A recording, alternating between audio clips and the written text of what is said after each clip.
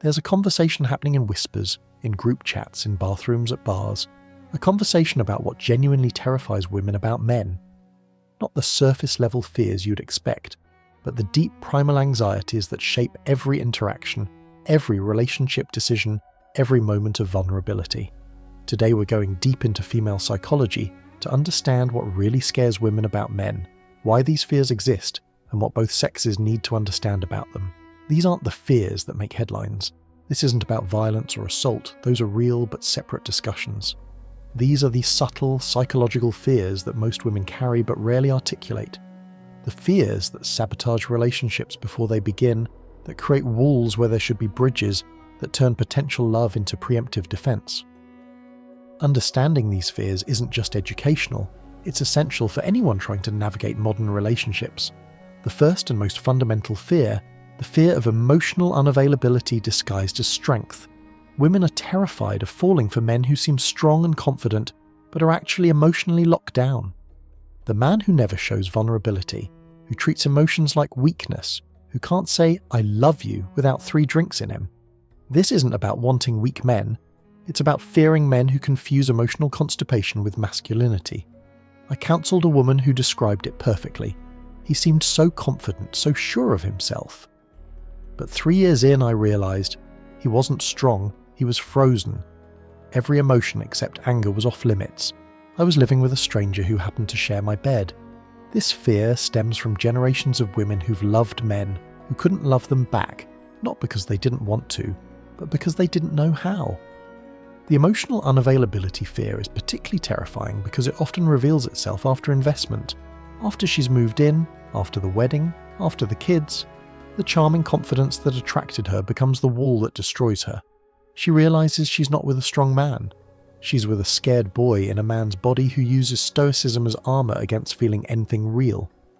The second fear that haunts women, the fear of being settled for. Every woman's nightmare is being the good enough choice, the safe option, the one he commits to because the one he wanted got away. This fear is why women obsess over ex-girlfriends, why they need constant reassurance. Why do you love me? Becomes a daily question. They're not being needy. They're terrified of being somebody's consolation prize. This fear is amplified by how men discuss relationships. Time to settle down. She's wife material. I'm ready to get serious. These phrases suggest decision more than desire, timing more than passion. Women hear these and wonder, am I who you want? Or just who's here when you're ready? Am I your choice or your compromise? I've watched this fear destroy relationships that could have been beautiful. Women sabotaging good situations because they can't shake the feeling that he's just going through the motions, that somewhere out there is the woman he really wanted and she's just the understudy who got the part because the star didn't show up. The third fear, and this one's brutal, the fear of masculine competence without emotional intelligence. Women are terrified of men who can build empires but can't understand feelings, who can fix everything except relationships, who can lead companies but can't lead conversations about emotions, the provider who can't nurture, the protector who can't comfort, the leader who can't listen. This creates a terrible paradox. Women are attracted to competent, capable men, but they're terrified those same men will treat the relationship like a business merger, efficient, logical, profitable, but emotionally barren. They want the oak tree but fear it won't bend. They want the rock but fear it won't be soft when needed. I knew a woman married to a Fortune 500 CEO, private jets, multiple homes, every luxury imaginable. She told me, I'd trade it all for one genuine conversation about feelings. He can negotiate billion-dollar deals but can't tell me why he seems sad. He can read market trends but can't read my emotional needs. I'm materially rich but emotionally starving. The fourth fear is more complex, the fear of being mentally and emotionally outgrown. Women are terrified that as men evolve, achieve and grow, they'll realize they can do better. That success will change his standards, that the woman who supported him at his lowest won't be good enough for him at his highest. This fear makes women suspicious of male ambition, not because they don't want successful partners, but because they fear success will change the equation. Every promotion becomes a threat. Every achievement becomes a step away. Every new social circle becomes competition. They're not trying to hold men back, they're terrified of being left behind. The fifth fear cuts deep. The fear of invisible labour never being seen or valued. Women are terrified of disappearing into relationships, of becoming the invisible infrastructure that keeps everything running while getting no recognition. The fear that their contributions will be taken for granted while his are celebrated. This isn't just about housework, it's about emotional labour. Remembering birthdays, maintaining social connections, managing family relationships. Mental labour, tracking everyone's schedules, needs, preferences. Women fear becoming the operating system everyone depends on but nobody notices until it crashes. I counselled a couple where the woman broke down crying, saying, "He thanks his assistant more than he thanks me. She gets flowers for keeping his calendar. I keep his entire life running and get treated like it's my job." The fear isn't about doing the work. It's about the work being invisible, expected, unappreciated. The sixth fear is particularly modern. The fear of competing with infinite digital options. Women are terrified that they're not competing with other women anymore. They're competing with every woman who ever existed on Instagram, porn sites, dating apps. The fear that no matter how good they are, there's always something better just to swipe away. This fear has created a generation of women who feel like they're perpetually auditioning for a role they already have. Every day is a performance because every day he has access to thousands of other options. The phone becomes the enemy. Social media becomes the threat. The internet becomes the other woman who never sleeps. The seventh fear reveals vulnerability, the fear of pregnancy and motherhood changing the dynamic. Women are terrified that having children will shift them from lover to mother in men's eyes, that their bodies will betray them, that exhaustion will make them less attractive, that the man who desired them will see them as just the mother of his children. This fear is why many women delay motherhood despite wanting children, not because they're selfish or career-obsessed, but because they've seen what happens. They've watched friends disappear into motherhood while husbands maintain their whole identities. They've seen desire die in delivery rooms. They've witnessed women become ghosts in their own homes. The eighth fear is about protection. The fear that when real crisis hits, he won't step up. Women are terrified of investing in men who will crumble under pressure, who will become another child to care for instead of a partner to lean on, who will add to the crisis instead of managing it. This isn't about wanting a superhero, it's about fearing that when life gets real, illness, job loss, family crisis, they'll be handling everything alone, while also managing his emotional breakdown. They fear being the strong one by default, because he never learned to handle real adversity. I've seen this fear validated too often. The woman gets cancer and has to comfort him about her diagnosis. The family faces financial crisis, and she has to manage his ego while fixing the problem. The child gets sick and she's caring for two children, the actual child and the grown man who can't cope. The ninth fear touches on modern complexity. The fear of not knowing his true intentions until it's too late. Women are terrified that men have become so good at saying what women want to hear that sincerity has become impossible to detect. That everyone knows the script now, the right words, the right timing, the right gestures, but none of it means anything. This fear has created hypervigilance, women analysing every word, every action, every pause for signs of deception. Not because they're crazy or paranoid, but because they've learned that words are cheap and many men will say anything to get what they want. The cost of trusting the wrong person has become so high that trusting anyone feels like Russian roulette. The 10th fear is about identity, the fear of losing themselves in relationships. Women are terrified of becoming absorbed into men's lives, of their own dreams becoming footnotes, of their identities dissolving into his wife or his girlfriend. The fear that loving someone means disappearing. This fear battles with the desire for connection. Women want deep intimacy but fear engulfment. They want to support his dreams but fear abandoning their own. They want to be partners but fear becoming accessories. It's the tightrope walk between connection and autonomy that terrifies them. The 11th fear reveals societal pressure, the fear of aging while men get distinguished. Women are terrified that their value has an expiration date while men's increases with time, that every year makes them less desirable while making him more established, that the clock is ticking on their worth while his is just getting started. This fear poisons relationships from the start. Women feeling pressure to lock things down before they expire, men sensing desperation and pulling back. The biological clock becomes a ticking bomb in every interaction. The age gap in Hollywood couples becomes a prophecy of their own replacement. The 12th fear is about past damage, the fear that his ex still owns emotional real estate. Women are terrified of competing with ghosts, of being compared to someone they've never met, of healing damage they didn't cause. The fear that he's not really available because part of him is still with her. This fear makes women forensic investigators of past relationships. Not from jealousy, but from survival. They need to know what they're up against. Is she the one who got away? The one who broke him? The standard he measures everyone against? Women fear being the rebound he commits to but never really loves. The 13th fear connects to modern lifestyle pressures, the fear of financial dependence versus independence. Women are caught in an impossible bind. Be independent and risk being seen as not needing him, thus disposable, or be dependent and risk being trapped if things go wrong. The fear that there's no winning financial position in modern relationships. This fear is compounded by changing economic realities. Women who out-earn partners fear emasculating them. Women who earn less fear being controlled. Women who don't work fear being seen as gold diggers. Women who work too much fear being seen as unfeminine. Every financial position carries relationship risk. I counselled a woman who made partner at her law firm and watched her marriage crumble. He said he wanted a successful woman, but my success made him feel small. He wanted me to achieve, but not more than him. He wanted me ambitious, but not too ambitious. There was this invisible ceiling I was supposed to hit, but not break through. The 14th fear involves children from previous relationships. The fear of being the evil stepmother or never being prioritised. Women fear entering relationships where they'll always come second to his children, where they'll be expected to love children who might reject them, where they'll have all the responsibilities of motherhood with none of the authority or recognition. This fear extends to baby mothers who'll always be in the picture.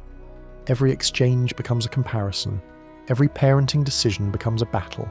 Every holiday becomes a negotiation. Women fear signing up for perpetual drama they didn't create and can't resolve. The 15th fear is about modern social dynamics, the fear of his friend group and their influence. Women are terrified of the bachelor friends who encourage cheating, the work colleagues who normalise affairs, the online communities that promote toxic behaviour. They fear the version of him that emerges with the boys, cruder, colder, more callous.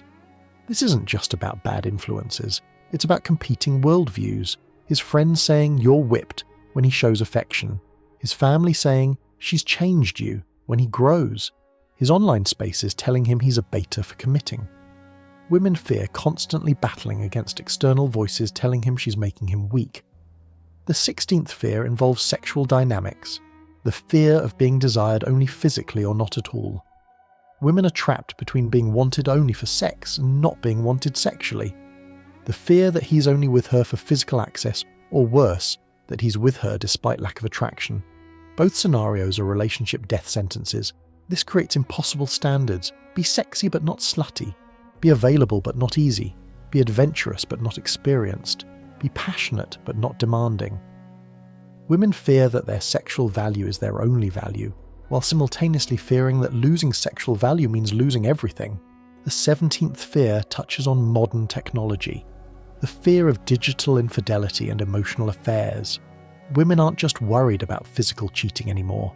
Now there's sexting, online emotional affairs, cam girls, OnlyFans, virtual relationships. The boundaries of cheating have become so blurred that women don't even know what they're guarding against. Every notification becomes suspect. Every late-night phone use becomes threatening. Every new app becomes a potential affair platform. Women fear that modern men can cheat without ever leaving the house, that infidelity has become so easy and accessible that resisting it requires superhuman discipline. Now let's talk about what creates these fears. First, lived experience. Most women have personal or vicarious experience with these fears manifesting. They've been settled for, emotionally starved, taken for granted, or they've watched friends, mothers, sisters go through it. These aren't theoretical fears, they're pattern recognition. Second, biological vulnerability. Pregnancy, childbirth and childcare create unavoidable vulnerability periods. Women know that choosing wrong doesn't just affect them, it affects potential children. The stakes are higher. The cost of a bad choice isn't just heartbreak, it's potential generational trauma. Third, cultural programming. Society simultaneously tells women they need men for completion, while warning them that men will destroy them. Romance novels promise Prince Charming. True crime podcasts remind them Prince Charming might kill them. The mixed messages create perpetual anxiety. Fourth, the modern dating landscape. Technology has created infinite options and zero accountability. Men can maintain multiple relationships simultaneously. Commitment has become optional. The old social structures that created security have dissolved, leaving women navigating chaos with no roadmap. Fifth, the collapse of traditional support systems. Extended families are scattered, communities are fragmented, religious institutions have lost influence. Women face these fears increasingly alone, without the village that once provided wisdom, warning, and backup plans. The isolation amplifies every fear. Here's what men need to understand about these fears. They're not personal attacks on you, they're not accusations. They're survival mechanisms developed through generations of female experience. When she seems paranoid, controlling, or needy, she's often just scared. Understanding the fear beneath the behavior changes everything. The woman who needs constant reassurance isn't necessarily insecure, she might be terrified of being settled for. The woman who seems controlling might be terrified of being blindsided. The woman who won't commit might be terrified of disappearing. Behavior that seems irrational makes perfect sense when you understand the fear driving it. For men watching this, these fears are your opportunity, not your obstacle. Every fear represents a chance to be different, to be better, to be the exception. When you understand what scares women, you understand how to create safety. And safety is the foundation of deep love. Show emotional availability while maintaining strength. Choose her obviously, not by default. Develop emotional intelligence alongside competence. Grow together, not apart. See and value invisible labour. Create security despite options. Maintain desire through changes. Step up in crisis. Be genuine, not performative. Support her identity, not absorb it. The practical steps for addressing these fears aren't complicated, but they require consistency. Acknowledge her contributions daily. Include her in your growth journey. Make your commitment visible to others. Handle your emotional processing. Maintain attraction through effort. Choose her repeatedly and obviously.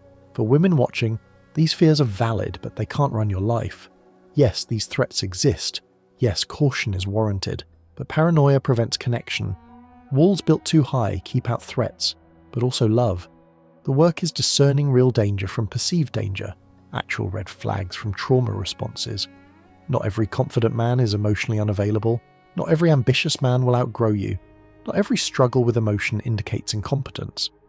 Sometimes fear whispers lies that sound like wisdom. Sometimes protection becomes prison.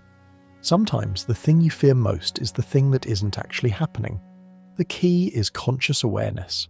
Know your fears, understand their origins, recognize when they're protecting you versus controlling you.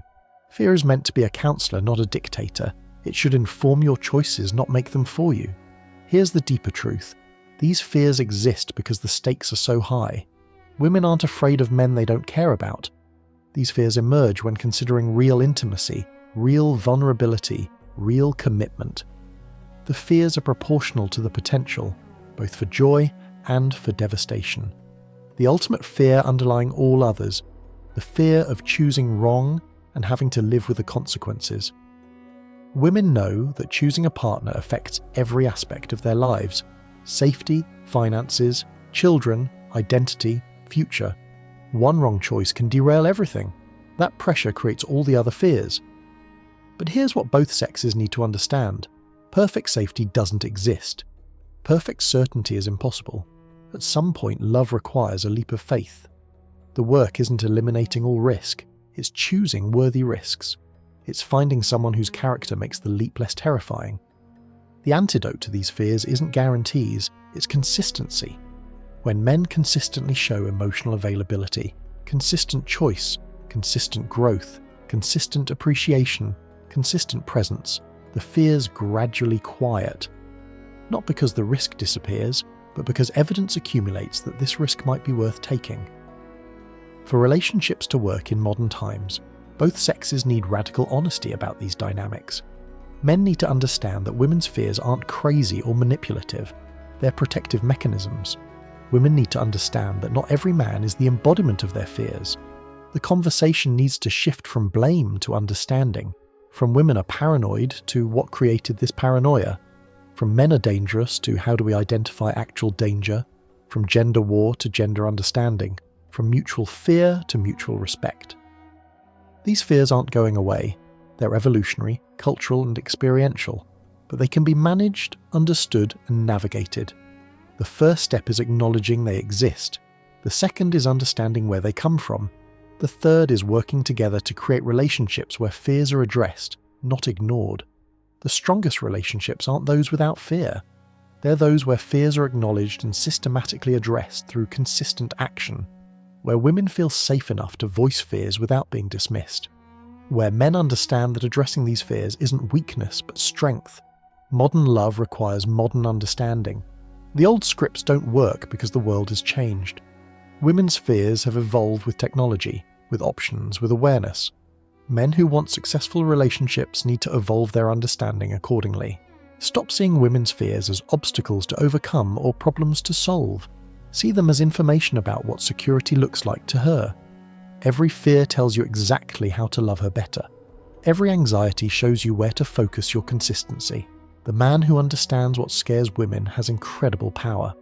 Not power over women, but power to create extraordinary relationships. When you know what causes fear, you know how to create safety. When you know what causes anxiety, you know how to create peace. And for women, your fears are valid, but don't let them become your prison. Use them as information, not verdicts. Let them inform your choices, not control them. The right man won't be perfect, but he'll be willing to understand and address your fears consistently.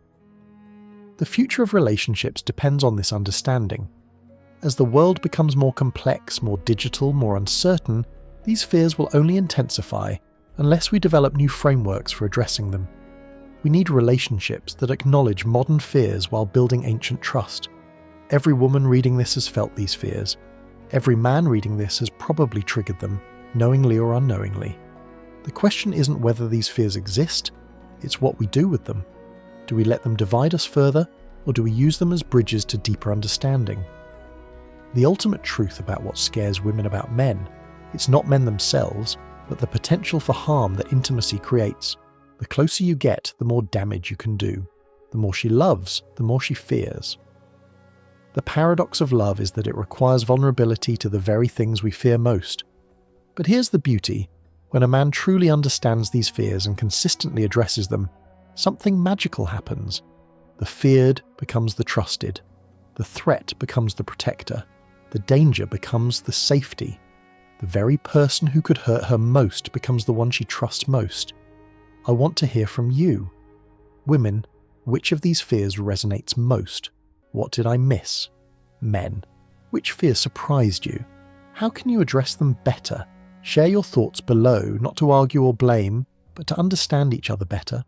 Because understanding is the first step toward healing the divide between us.